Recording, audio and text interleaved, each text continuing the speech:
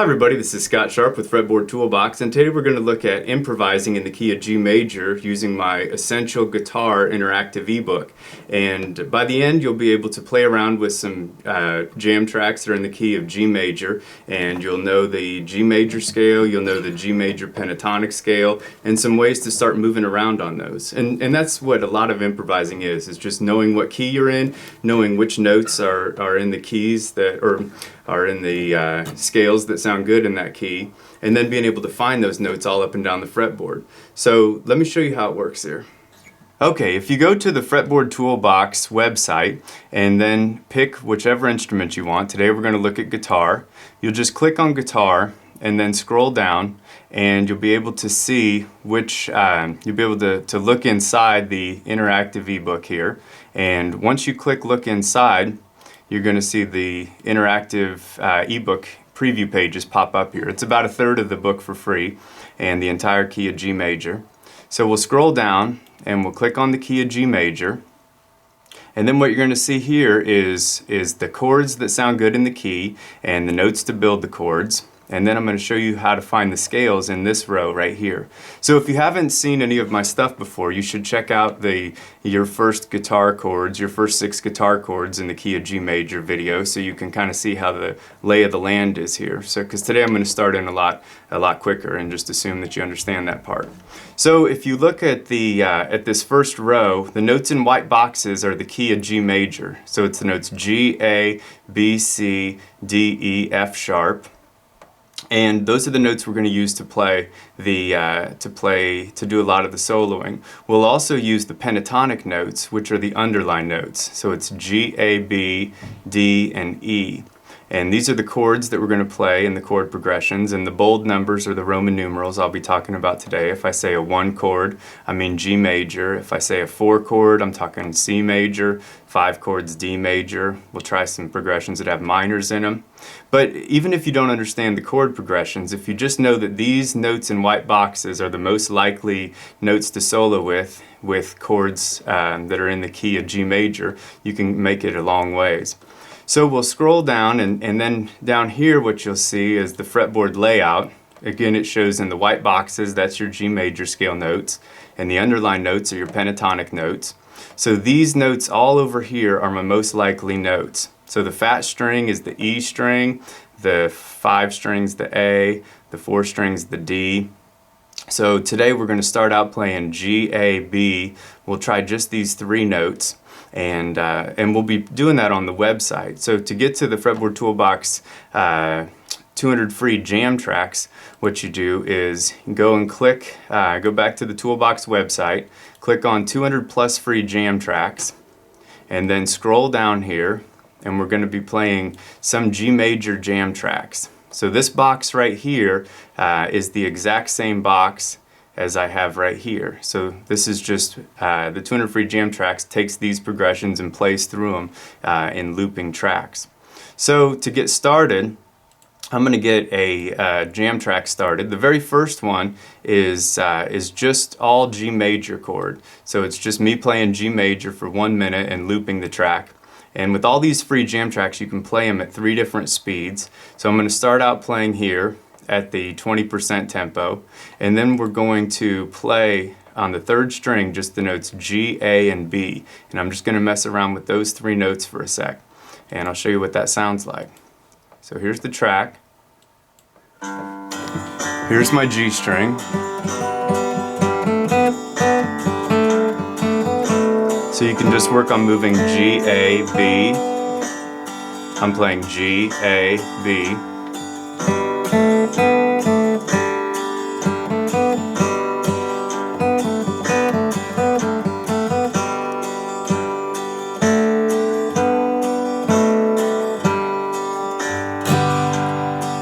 So you can see those 3 notes sound good. Anywhere I play those 3 notes, G, A, B, here's the first string, 3rd, 5th, and 7th frets.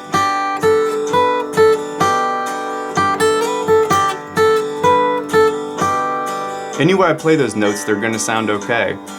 So to add a little more flavor to it, we're going to add the notes. Let's play G, A, B, C, D. So I'm going to play these 5 notes here. and I'll show you what that looks like on the guitar here.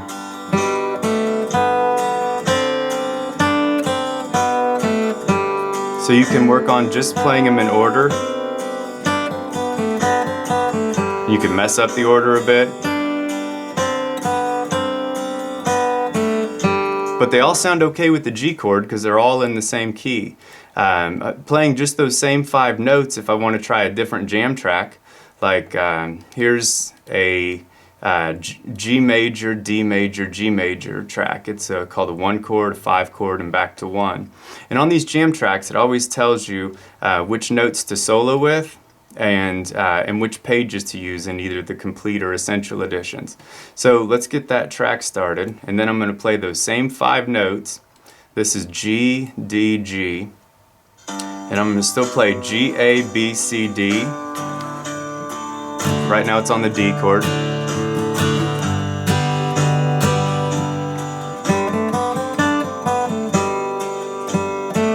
Again, you can play those notes slow and in order.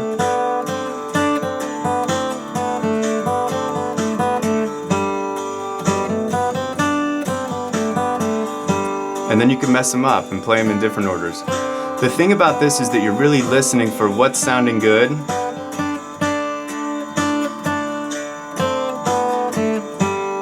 And when it was on that D chord, I was playing a D note, and that was sounding good. And the reason is because G major chords are built to the notes G, B, and D. So anytime the song's on the G chord, these are my 3 most likely notes for melodies. And then I'm using these other notes for adding to the melody. And then when it goes to a D chord, D, F sharp, and A are my 3 notes that are going to sound best. So on the interactive book, you could click that D major chord and scroll down, and then you'll see all these notes in orange here are the notes of a D major chord. So when the song goes to the D major chord, any of these orange notes are going to be your most likely notes. Let's play that real quick.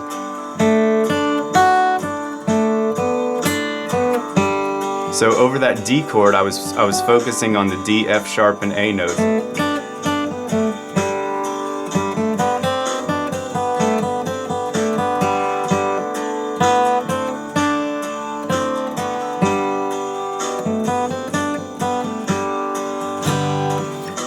So when you're learning when you're trying to learn to improvise, you want to be able to know what your most likely notes are, and you want to know where those likely notes are found. So we've been playing G, A, B, we've played G, A, B, C, D. I can add this E, F sharp, and G note in there because those are all in the key too. So if I let myself just improvise to a chord progression playing just these notes, those are all going to sound good too. Let's start out by looking at just that first G major chord, and I'll show you that all those notes are going to sound okay even if you're just playing a G major chord. So here's the all G major, and here's G, A, B, C, D, E, F sharp, G.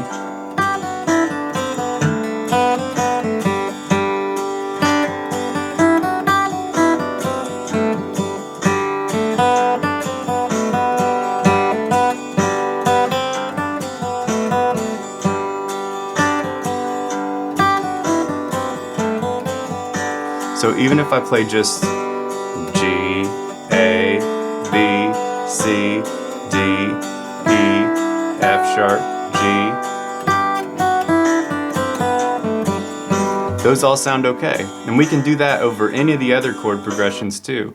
So let's look at, let's play a G, D, C progression. And I'll use those same 8 notes there that we were just playing. So I'm still going to focus G, A, B, C, D, E, F sharp, G.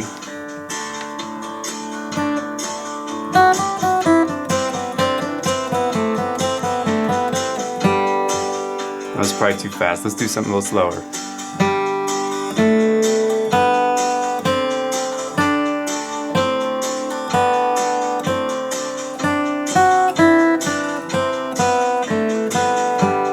And the point is not for you to memorize what I'm playing, it's for you to just mess around with notes that are in the scale, and you're going to build these connections every time with what sounds good, and you'll be training your ear so much. And even wrong notes you hit, you're going to still be training your brain, and it'll say, oh, that one didn't sound so good.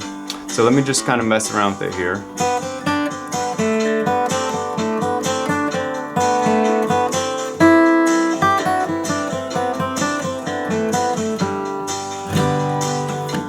So I can use those same notes with all kinds of progressions, and I can play them all up and down here. And the trick is that I'm not thinking when I'm playing of, oh, I'm on A, and then I went B, and here's D, and then E, G, F sharp.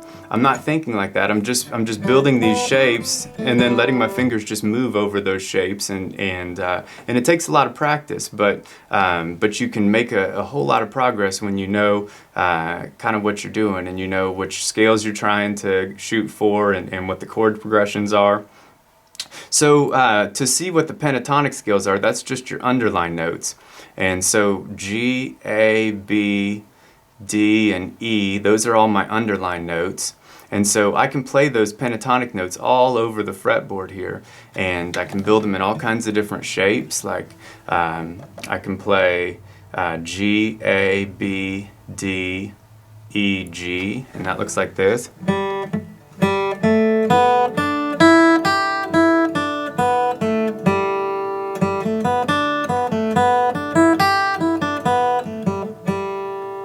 I can play them, I could play G, A, B, D, E, G. That looks like this.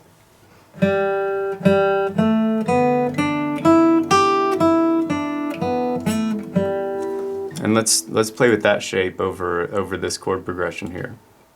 So I'm playing G, A, B, D, E, and G.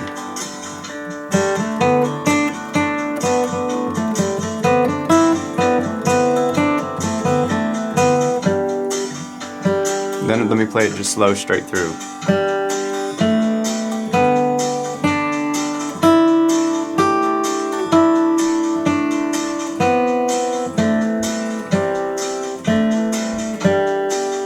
But when the song comes back to the G, if I come back to the G, that has a good sound to it, at least the better sound than it could be. So some of the secrets to improvising are knowing those scales, knowing and practicing moving around those scales, especially with chord progressions, because then you're really listening. If you're working through tab, that's really helpful to get your fingers to be able to move. But if you are if you're not listening while you're doing that, you're worried more about just, okay, did I hit that note when I was supposed to, on that measure where I was supposed to? And what you really want to be able to do is be able to see, like, did that sound good when I hit that note? And even if you don't know what note you were hitting, your brain's still making these connections, like, oh, when that sound of the chord came up, I did this and that sounded good, or it didn't sound good. Both ways are really helpful. So one last idea that's a little bit more advanced is that like over that G chord, those are the green notes are my most likely notes again. Over a C chord, here's my most likely notes, C, E, and G. Over a D chord, D, F sharp, and A. Over an A minor chord, it's the notes A, C, and E. So those notes are all up and down here. And so you'll find out that when you start figuring out solos and things like that, that those solos are focusing on the notes that are in the chord, and then they're using those other notes to add some more flavor. So the last kind of advanced idea I want to show you is just that these notes in italics here are there for a reason. Those are your bluesy kind of notes. So sliding up to the third note always has this cool kind of bluegrassy sound to it. And taking whatever notes in the 7 column and playing it 1 fret lower is called a flat 7, and that has a bluesy / bluegrassy sound as well. So if I just mess around one more time with this just G progression, and I start adding in some of these flat 3 notes, like sliding from flat 3 to 3, or hitting that flat 7 note, it'll start adding a little bit of different flavor. So let me show you that real quick, and then we'll probably have to wrap it up. So here's that G major track. And I've got a flat 3 to 3 slide right here. And let me just show you the sound of that. So there I just slid up flat 3 to 3 and then hit the D.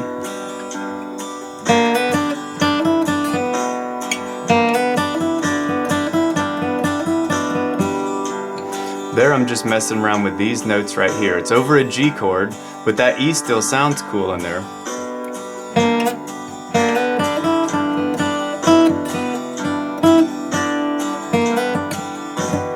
If I play it right.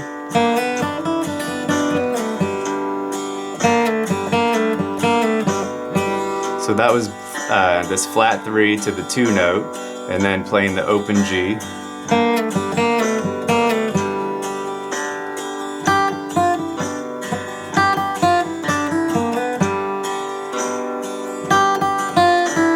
So there's that. That was G, G, F. There's my flat 3 or my flat 7. G, G, F, E.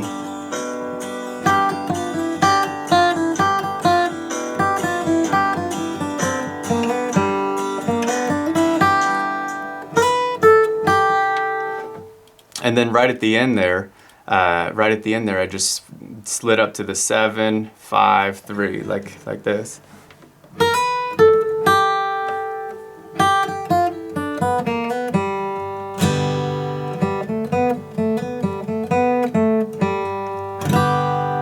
So spend a lot of time playing around with those free pages if you're wanting to try this out, and then just work on going on the notes that are in the key, work on the pentatonic notes or the whole major scale, and try them over all kinds of different progressions, and you're going to find that you're going to make lots of cool sounds just by playing notes that are from the key. So I appreciate you taking a look, and I hope you found something useful. If you did, please subscribe, and I'll have lots more videos coming on lots of different instruments. So thanks for stopping by.